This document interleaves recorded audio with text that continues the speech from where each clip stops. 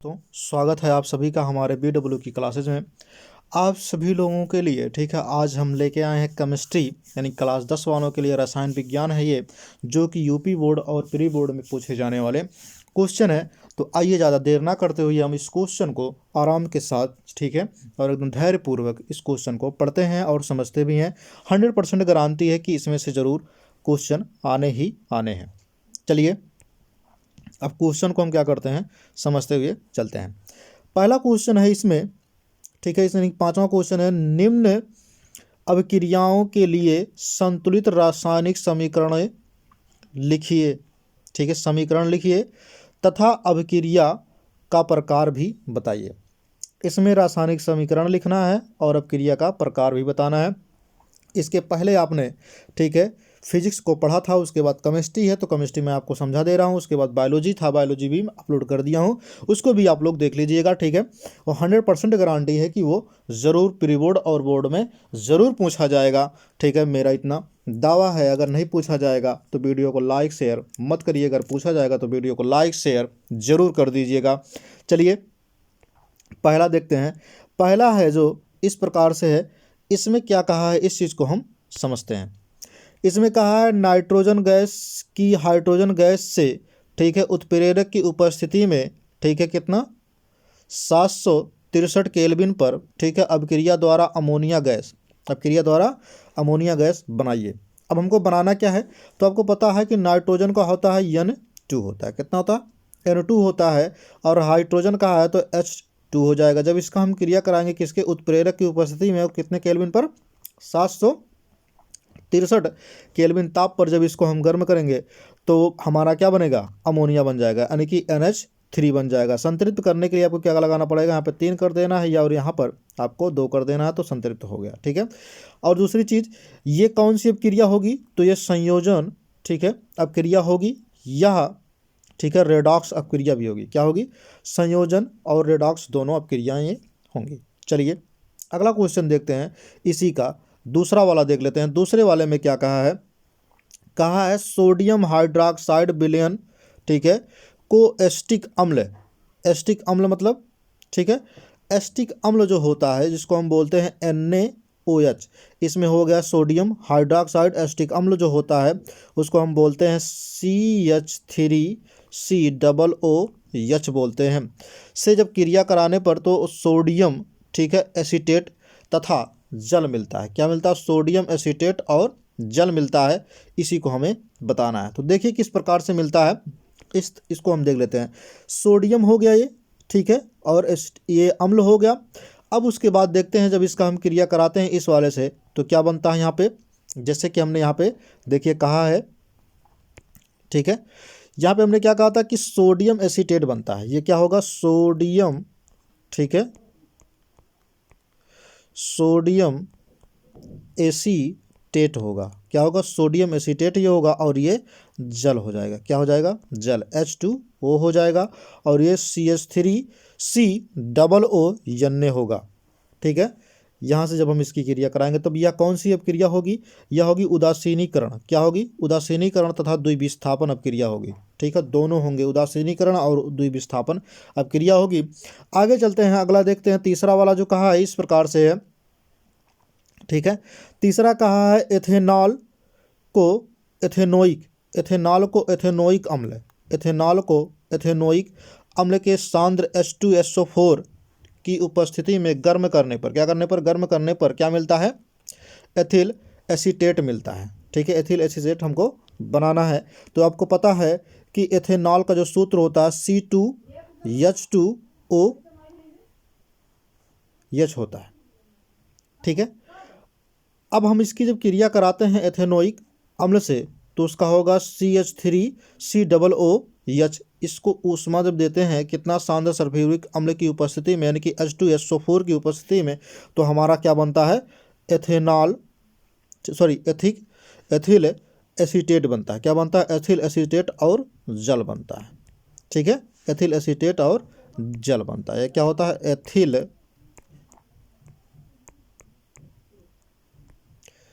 Acetate और जल बनता है। इतनी बातें क्लियर होगा। ये कौन सा अपक्रिया है? ये तो द्विविस्थापन है। कौन सा है? द्विविस्थापन की अपक्रिया है। आगे चलते हैं, देखते हैं अगला चीज़ कह रहा है इसमें, ध्यान से देखिएगा। कह रहा है एथीन की वायु की उपस्थिति में, किसकी उपस्थिति में? वायु की उपस्थिति में। जब वायु की उपस्थिति में होगा तो आपको पता होना चाहिए कि उसमें जल भी होता है, कार्बन डाइऑक्साइड भी होता है, ठीक है। में दहन, क्या करने पर? दहन क्रिया द्वारा कार्बन डाइऑक्साइड और जल, ऊष्मा तथा प्रकाश का, ठीक है, उत्पन्न होना, ठीक है। अब हमको इसको प्रकाश भी उत्पन्न करना है, तो आपको पता है कि एथीन का है, तो एथीन का क्या होता है? एथीन का होता है C2H4 होता है। जब वायु की उपस्थिति में होगा तो आपको पता है कि इसमें क्या होगा? O2 होगा, यानी कि ऑक्सीजन होगा तो 3O2 हो जाएगा तुम्हारा। जब इसके साथ हम क्रिया कराते हैं तो हमारा क्या बनता है? कार्बन डाइऑक्साइड बन जाता है, जो कि हमने ये कहा है पहले से ही। और जल बन जाता है, ये भी हमने कहा है कि जल बन जाता है, ठीक है। इसकी क्रिया संतृप्त कराने के लिए हमने यहाँ पे 2 रखा है, यहाँ पे भी 2 रखा है, यहाँ पे 3 हो जाएगा, ठीक है, संतृप्त हो जाएगा। उसके बाद ऊष्मा की बात की है तो ऊष्मा भी आपके प्राप्त हो रहे हैं। फिर उसके बाद का प्रकाश की बात की, प्रकाश भी आपका प्राप्त हो रहा है। यहाँ पे बात हम कर लेते हैं कौन सी क्रिया होगी, तो अपचयन की अपक्रिया होगी और ऊष्मा क्षेपी होगा। कौन सा होगा? अपचयन होगा और ऊष्मा क्षेपी दोनों होगा। चलिए 6वां क्वेश्चन देखते हैं। कुछ इस प्रकार से है, कहा है इसमें पौधे पर लगे अंगूर में किण्वन क्रिया नहीं होती, ठीक है, जबकि पौधे से अलग होने पर उसका किण्वन किया जा सकता है। वे कौन सी दशा है, ठीक है, वे कौन सी दशाएं हैं जिनमें अंगूर का किण्वन होता है? क्या यह एक भौतिक परिवर्तन है अथवा रासायनिक? ये हमको बताना है। तो आपको पता होना चाहिए कि जब अंगूर होता है, जो भैया क्या होता है? अंगूर जो होता है उस क्या होता है? ये जब अंगूर की जो फल होती है, ठीक है, पौधे से जुड़े रहते हैं तब, ठीक है, तब उन्हें निरंतर ऑक्सीजन प्राप्त होती है। क्या प्राप्त होती है? निरंतर ऑक्सीजन प्राप्त होती है, जिसके फलस्वरूप कोशिकाओं में वायवीय श्वसन की क्रिया होती है। क्या होती है? उनकी कोशिकाओं में वायवीय श्वसन की क्रिया होती है। परंतु किण्वन एक अवायवीय श्वसन क्रिया है। किण्वन क्या होती है? एक अवायवीय श्वसन क्रिया होती है, बिना वायु की ये होती है, ठीक है, जो ऑक्सीजन की अनुपस्थिति में होता है। किस में होता है? ऑक्सीजन जब नहीं होता तब किण्वन जाकर के ये प्रक्रिया होती है। तथा विशेष प्रकार के एंजाइम होते हैं। क्या होते हैं? एंजाइम होते हैं जो कि ईस्ट में उपस्थिति होते हैं, ठीक है। किण्वन जो होता है ये ऑक्सीजन की उपस्थिति में होता है और उसमें विशेष प्रकार के एंजाइम जो ईस्ट में उपस्थित होते हैं, ठीक है, उसकी उपस्थिति में जो है ये उत्पन्न करते हैं। अब उसके बाद अतः अंगूर के पौधे में अलग होने पर, ठीक है, अंगूर के पौधे से अलग होने पर, ठीक है, पर ही यह संभावना होती है। किण्वन एक रासायनिक प्रक्रिया है। आपको पता होना चाहिए कि किण्वन जो होता है एक रासायनिक अपक्रिया मानी जाती है, ठीक है। जैसे कि हमने यहाँ पे लिखा है किण्वन जो होता है, यहाँ पे अगर हम बात करें, ठीक है, यहाँ पे हमने लिखा C12H22O11, ठीक है, प्लस जल। जब हम इसकी क्रिया कराते हैं तो देखते हैं कार्बन डाइऑक्साइड जो हमें प्राप्त हो जाता है और यहाँ पे मिलता है हमको C2H5OH, यानी कि अल्कोहल यहाँ पे मिल जाता है और ऊष्मा भी हमको मिल जाती है, जो कि किण्वन भी द्वारा जब ये ईस्ट होता है तब ये प्राप्त होता है, ठीक है। आ जाइए हम देखते हैं अगला क्वेश्चन। कह रहा है इसमें घा वाला कह रहा है, उसी का 6वें का खा क्या कह रहा है? कह रहा है जुगनू रात में ही क्यों चमकते हैं? तो जुगनू रात में क्यों चमकते हैं इसको हम देख लेते हैं। जुगनू, ठीक है, जुगनू में एक विशेष प्रकार की, ठीक है, फास्फोरस युक्त प्रोटीन होती है। क्या होती है? एक प्रोटीन होती है जिसे हम फास्फोरस कहते हैं, जो एक विशेष एंजाइम की उपस्थिति में, ठीक है, वायवीय अपचयन अपक्रिया करती हैं। क्या करती हैं? ठीक है, वायु की उपस्थिति में क्या करती हैं? अपचयन अपक्रिया करती हैं, ठीक है। इस अपक्रिया को स्फुरदीप्ति कहते हैं। स्फुरदीप्ति, इस अपक्रिया में दृश्य प्रकाश उत्पन्न होता है। जो उसके अंदर की जो प्रकाश होती है वो क्या होती है? दिखाई देती है, जिसके कारण जुगनू रात्र में क्या होते हैं? हमें जो है चमकते हुए दिखाई देते हैं। चलिए 7वां क्वेश्चन देख लेते हैं। 7वां क्वेश्चन का पहला क्वेश्चन है इस तरह से, ठीक है, देखिएगा। पहले निम्न पदों का वर्णन कीजिए तथा प्रत्येक का एक एक उदाहरण दीजिए, ठीक है। हमको उदाहरण भी देना है। पहला इसमें संरक्षण। अब हम पहला हेडिंग डालेंगे संरक्षण किसे कहते हैं, तो यह जानिएगा, वह प्रक्रिया जिसमें धातु नमी तथा वायु से धीरे धीरे अपक्रिया के द्वारा नष्ट हो जाती है, ठीक है, संरक्षण कहलाती है। ठीक, इतना लिखेंगे। फिर उसके बाद लिखेंगे सामान्यतः यह एक विनाशकारी प्रक्रम है, मतलब यह विनाशकारी करने वाला एक प्रक्रम है। संरक्षण का मतलब जंग लगना, ठीक है, अतः इसे रोकना आवश्यक है। ठीक है, जंग लगने के लिए इसको रोकना आवश्यक होता है। इसके लिए पेंट वगैरह का प्रयोग किया जाता है, ग्रीस वगैरह का प्रयोग किया जाता है। इसके एग्जाम्पल को हम देख लेते हैं। लोहे पर जंग, अब लोहे पर जो जंग लगेगा इसको हम देखते हैं। तो लोहा ये हो गया Fe। उसके बाद वायु की उपस्थिति में, जब लोहे को हम वायु में रखते हैं यानी कि नमी जब होगा तो वहाँ पे जंग लगेगा, जो कि सूत्र आपका ये बनता है और ये भी है। ठीक है, यानी कि Fe2O3 इंटू H2O होता है। ये जंग की सूत्र हो जाते हैं। ठीक है, अगर चांदी में जो है, चांदी में काला पड़ जाता है तो वो किस लिए होता है, जैसे Ag हो गया, गोल्ड हो गया, ठीक है, और H2S हो गया, वायु में जो है मिलता है। अब उसके बाद क्या होता है, इससे जो है काला हो जाता है। ये क्या होता है, चांदी काला हो जाता है। ठीक है, और H2 निकलने लगता है। चलिए आगे देखते हैं। आगे कहा इसमें संरक्षण के लिए आवश्यक दशाएं निम्न है। तो संरक्षण के लिए आवश्यक दशाएं दो प्रकार की होती हैं, वायु की उपस्थिति में, जल की उपस्थिति में। वायु की उपस्थिति में भी संरक्षण होता है और जल की उपस्थिति में भी संरक्षण होता है, मतलब जंग लग जाते हैं। चलिए देखते हैं। संरक्षण को कम करने या रोकने के उपाय निम्न होते हैं, जो कि इस प्रकार से हमने क्या कहा था, पेंट व ग्रीस लगा करके। पहला है पेंट व ग्रीस लगा करके। दूसरा होगा लोहे की वस्तुओं को, ठीक है, पिघले जिंक में डुबोने पर। किस में डुबोने पर, जिंक में डुबोने पर। ठीक है, अगला है इसमें सी वाला कहा है इसमें दूसरी धातु की परत चढ़ाकर। क्या चढ़ाकर, दूसरी धातु की परत चढ़ाकर। अगला कहा है इसमें कई धातुओं को मिलाकर मिश्र धातु बनाकर। कई धातुओं को मिलाकर के जब हम मिश्र धातु बनाएंगे तो उसमें जंग लगने की प्रक्रिया नहीं होगी। फिर उसके बाद क्या है इसमें विद्युत अपघट्य, ठीक है, विद्युत अपघटन क्रिया द्वारा धातु पर ऑक्साइड की परत निर्मित करना। धातु की ऑक्साइड की परत क्या करना, निर्मित करना। स्वतः रक्षण, अगला है स्वतः रक्षण एल्युमिनियम धातु ऑक्साइड से अपक्रिया करा के एल्युमिनियम ऑक्साइड, ठीक है, बनाती हैं, जो एक महीने परत के रूप में, ठीक है, जो एक महीन परत के रूप में धातु की सतह पर जम जाते हैं। ठीक है, एल्युमिनियम की परत भी चढ़ा करके ये हो जाता है, जिसको भविष्य में संरक्षण करने की जो है ज़रूरत नहीं पड़ती। आगे देखते हैं इसमें क्या होगा। आगे जो होगा, ठीक है, आगे कहा है इसमें विकृत गंधिता खाद्य पदार्थों में उपस्थिति तेल तथा वसा के अपचयन के कारण खाद्य पदार्थों के स्वाद तथा गंध बदल जाते हैं। यह प्रक्रिया विकृत, ठीक है, इसमें विकृत गंधिता कहलाती है। ठीक है, विकृत गंधिता भी आपका हो गया। आगे देखते हैं, विकृत गंधिता आपको पता चल गया। इसमें जो कहा था वो क्वेश्चन उसी की बात हम कर रहे हैं इसमें। ठीक है, कहा था ना विकृत गंधिता, जो कि है यहाँ पे आप देख रहे हैं विकृत गंधिता।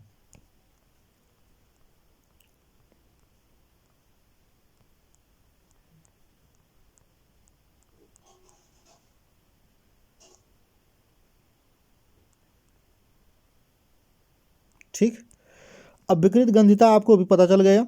ठीक है, विकृत गंधिता किसे कहते हैं। ठीक है, अब विकृत गंधिता को रोकने के उपाय जो हैं इसको हम इस प्रकार से देखेंगे। ठीक है, सबसे पहले बात करें विकृत गंधिता के लिए आवश्यक दशाएं क्या क्या होती हैं। तो भोज्य पदार्थों को, ठीक है, तेल या वसा में, ठीक है, तेल या वसा में पकाने के बाद अधिक समय तक, ठीक है, बिना उचित संरक्षण के भंडारित करना। ठीक है, जब भंडारित हम कर देते हैं इसको, ठीक है, तो इसमें जो है विकृत गंधिता नहीं होती हैं। उसके बाद हम करें इसके रोकने के उपाय क्या क्या होते हैं। तो वायुरोधी बर्तनों में, ठीक है, खाद्य पदार्थों को रखना। वायुरोधी मतलब जिसमें वायु ना पहुँचे उसमें जो है उस बर्तन में रखना। फिर पके भोजन को, ठीक है, कम ताप पर व, ठीक है, ढक कर रखना। कम ताप पर और ढक कर रखना। आलू के चिप्स जैसे भोज्य पदार्थों को किसी कम क्रियाशील गैस जैसे नाइट्रोजन के साथ, ठीक है, पैकेटों में भरना। अब इसमें जब हम नाइट्रोजन के साथ पैकेट में भर देंगे तो क्या होगा, वो आलू का चिप्स खराब नहीं होगा। उसके बाद क्या है, सीधी सूर्य की रोशनी से, ठीक है, भोज्य पदार्थों व पके भोजन को बचाना, ठीक है, सूर्य की रोशनी से जो है बचाना पड़ता है। भोज्य पदार्थों में, ठीक है, प्रति ऑक्सीकारक मिलाना, जैसे BHA जिसको हम कहते हैं ब्यूटिलेट लेटर, ठीक है, हाइड्रॉक्सी, इसको बोलते हैं क्या चीज़, एनिसॉल, क्या बोलते हैं, एनिसॉल जिसको बोलते हैं BHT, क्या बोलते हैं, BHT को बोलते हैं, ठीक है, ब्यूटिलेट, ठीक है, ऑक्साइड, ठीक है, टॉयलून, ये हो गया। अब उसके बाद इसके अथवा वाले क्वेश्चन को देख लेते हैं, जो कि है ये पूछा नहीं जाता, हालांकि आपके चैप्टर से ये कट गया है 10 वाले से, ठीक है, लेकिन फिर भी हम आपको बता देते हैं। ठीक, तो इसमें कहा क्या है, निम्न का सामान्य गुण तथा संरचना बताइए। जैसे हीरा हो गया, ग्रेफाइट हो गया, इसकी संरचना हमको बताना है। तो देखिए मैं आपको केवल इसको पढ़ दे रहा हूँ, ठीक है, बाकी ये पूछा नहीं जाता। अब हीरे की अगर मैं बात करूँ तो हीरा एक, ठीक है, हीरा एक रंगहीन पारदर्शी अत्यधिक कठोर तथा उच्च अपवर्तन गुणांक के कारण जो है चमकीला होता है। ठीक है, हीरा प्रकृति में उपलब्ध पदार्थों में सबसे कठोर है। यह मुक्त इलेक्ट्रॉनों की, ठीक है, अनुपस्थिति के कारण विद्युत का कुचालक है, परंतु इसका गलनांक तथा उसमें चालकता अत्यधिक होती है। इसकी उसमें चालकता क्या होती है, अत्यधिक होती है। संरचना, हीरे की संरचना में, ठीक है, हीरे की संरचना में प्रत्येक कार्बन परमाणु एक नियमित चतुष्कफल, ठीक है, के कोनों पर स्थित चार अन्य कार्बन परमाणुओं से, ठीक है, संयोजन आबंध द्वारा जुड़े होते हैं। वास्तव में हीरे की, ठीक है, संरचना में कार्बन परमाणुओं की अति विशाल संख्या प्रबल, ठीक है, सहसंयोजन आबंधों के द्वारा दृढ़ त्रिआयामी संरचना के रूप में, ठीक है, रहती है। अर्थात हीरे की, ठीक है, अर्थात हीरे की संरचना में प्रत्येक कार्बन परमाणु के सभी 4 संयोजन इलेक्ट्रॉन आबंध, ठीक है, बनाने में प्रयुक्त हो जाते हैं, जिससे हमें हीरे की दृष्ट चतुष्कफलकीय, ठीक है, चतुष्कफलकीय संरचना प्राप्त होती है। अनेक चतुष्कफलकीय संरचनाएं मिलकर हीरे की दृष्टि त्रिविम, ठीक है, व्यवस्था देते हैं, जिससे इसका गलनांक अत्यधिक उच्च पाया जाता है। अब हीरे के फिगर देख लेते हैं, इस प्रकार से बनता है हीरे का, ठीक है, इस प्रकार से आप बना लीजिएगा। ठीक है, ये पूछा कम जाता है, इसलिए मैं आपको इसको ज़्यादा समझा नहीं, केवल पढ़ दे रहा हूँ। उसके बाद आ जाता है ग्रेफाइट। ग्रेफाइट की अगर मैं बात करूँ यहाँ पे, तो ग्रेफाइट जो है इस प्रकार से दिया गया है। ग्रेफाइट की अगर मैं बात करूँ तो यहाँ पे लिखा है, ये काले भूरे रंग का अपारदर्शी पदार्थ होता है। यह हीरे से हल्का मुलायम, ठीक है, एवं इस्पात करने पर चिपकना के लिए अनुभूति देता है। उसके बाद क्या है, यहाँ पे मुक्त इलेक्ट्रॉन की उपस्थिति के कारण यह विद्युत का अच्छा सुचालक है। ठीक है, विद्युत का क्या है, अच्छा सुचालक है। ऊष्मा का कुचालक होता है। ऊष्मा का क्या होता है, ये कुचालक होता है। संरचना, इसकी अगर हम संरचना देखें तो ग्रेफाइट में कार्बन परमाणुओं के, ठीक है, अष्टकोणीय वायवीय के रूप में पाया जाता है। ग्रेफाइट की परतों में प्रत्येक कार्बन परमाणु 3 अन्य कार्बन परमाणुओं के संयोजन आबंधों द्वारा जुड़ा होता है, जिसे हम समतल षष्टकोणीय वलय प्राप्त होता है। ग्रेफाइट के क्रिस्टल में कार्बन परमाणुओं की विभिन्न परतें काफ़ी एक दूसरे से, ठीक है, कारण ऊपर नीचे की परतों में स्थित कार्बन परमाणु के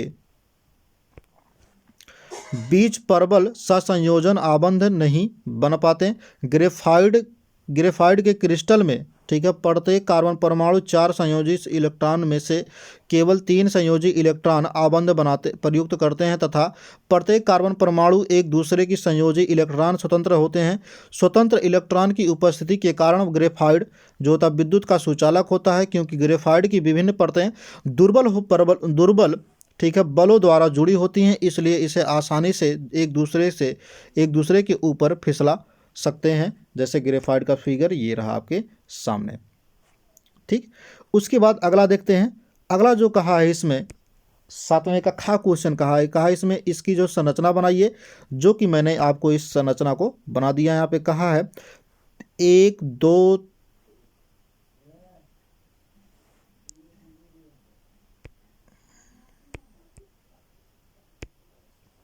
देखिए भैया 1 2 3 4 5 6 6 कार्बन होता है, सॉरी 5 कार्बन होता है। तो 5 कार्बन से हमने हाइड्रोजन जो है और ऑक्सीजन जो है यहाँ पे हमने जोड़ दिया है, एक एक यहाँ और यहाँ पे हाइड्रोक्साइड भी जोड़ दिया है। जो कहा उसी के अनुरूप हमने ये संरचना बनाया है। फिर उसके बाद क्या कहा इसमें, देखिए कहा ब्यूटाइन, यहाँ पे 1,3 ब्यूटाइन कहा, 1,3 ब्यूटाइन कहा ना। तो ध्यान रखिएगा जिस तरफ से जो एल्किल समूह क्या होगा नज़दीक होगा उधर से जो है जोड़ा जाएगा। जैसे मान लीजिए आप यहाँ पे देख रहे हैं कि यहाँ से 1 हो गया तो 1 पर 1 जुड़ा है तो 1 हो गया यहाँ पे। अब ब्यूटान की बात किया तो 1 2 3 4, ठीक है।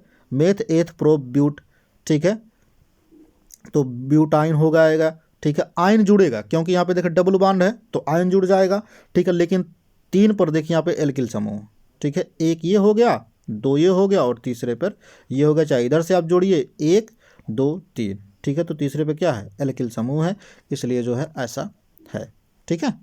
इसे हम क्या कहते हैं, इस वाले को कहेंगे 1,3 ब्यूटाइन कहेंगे। और इस वाले में जो कहा 2 हाइड्रॉक्सी, ठीक है, पेंटोइक अम्ल जो कहा इसमें, इस चीज़ को हम समझते हैं। 2 कहा है ना तो 2 पर हाइड्रॉक्सी समूह जुड़ना चाहिए। देखिए हम यहाँ से 1 हो गया 2 हो गया, दूसरे पर हाइड्रॉक्सी समूह जुड़ा है, ठीक। पेंटोनोइक कहा है, मतलब 5 कार्बन होना चाहिए, 1 2 3 4 5 कार्बन हो गए, ठीक है। आइक कहा है तो डबल बॉन्ड इसमें लगा है, ठीक। ये रहा आपका ये सवाल, जो कि ये क्वेश्चन आज यहाँ पे समाप्त होते हैं। फिर मिलेंगे आपके लिए नए वीडियो में लेकर के आएंगे, तब तक के लिए आप लोग हंसते रहिए मुस्कुराते रहिए और पक्का आज के दिन ये जो पढ़ के जाइएगा, हमें पूर्ण विश्वास है कि आपके पेपर में ज़रूर इसमें से क्वेश्चन आएंगे, ठीक है। जय हिंद।